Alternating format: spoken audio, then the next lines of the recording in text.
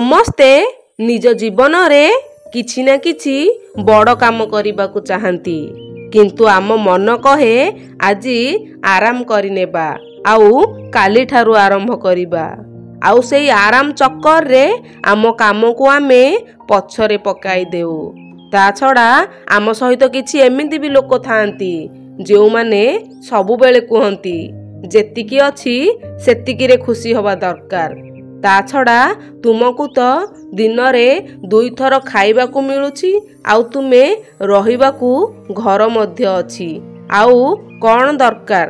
ତାହେଲେ ମୁଁ କହିବି ଦିନକୁ 2 ଥର ଖାଇବା ତ ଗୋଟେ ଭିକାରୀ ମଧ୍ୟ ମାଗିକି ଖାଇଦେବ, ଆଉ ଘର ସେ ତ କୌଣସି ଜାଗାରେ ବି ଶୋଇଯିବ।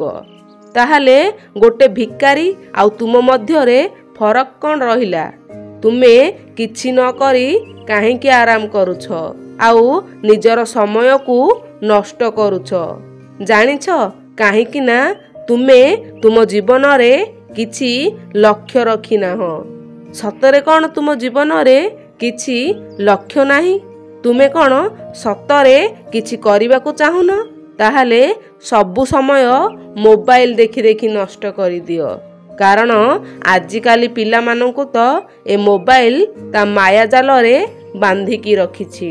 କିନ୍ତୁ ତୁମେ ଯଦି ତୁମ ପରିବାର ପାଇଁ, ନିଜ ମା ବାପା ପାଇଁ କିଛି କରିବାକୁ ଚାହୁଁଛ, ତାହେଲେ ସେ ମାୟାଜାଲରୁ ବାହାରି ଆସ। ଆଉ ତୁମ ପାଖରେ ଥିବା ସବୁ ଖରାପ ଅଭ୍ୟାସକୁ ବାହାର କରି ଫିଙ୍ଗି ଦିଅ, ଆଉ ନିଜ ମନରେ ଏଇ ସବୁ କଥା ଭରିଦିଅ। ମୁଁ ଏମିତି କିଛି ବଡ଼ କାମ କରିବି ଯାହାକୁ ଦେଖି ଆଉ 4 ଜଣ ମୋ ପରି ହବାକୁ ଚାହିଁବେ।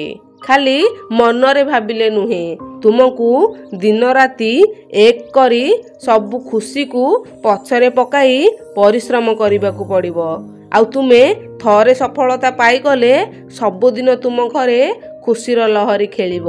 ଆଉ ଯଦି ତୁମେ ଭଗବାନଙ୍କ ଉପରେ ଭରସା କରିବ, ତାହେଲେ ତୁମ ଭାଗ୍ୟରେ ଯାହା ଥିବ ସେଇଆ ମିଳିବ।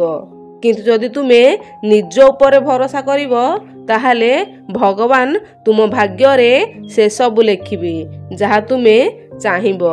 ତାହେଲେ ଏବେ ନିଷ୍ପତ୍ତି ତୁମ ହାତରେ, ତୁମେ କ'ଣ କରିବ?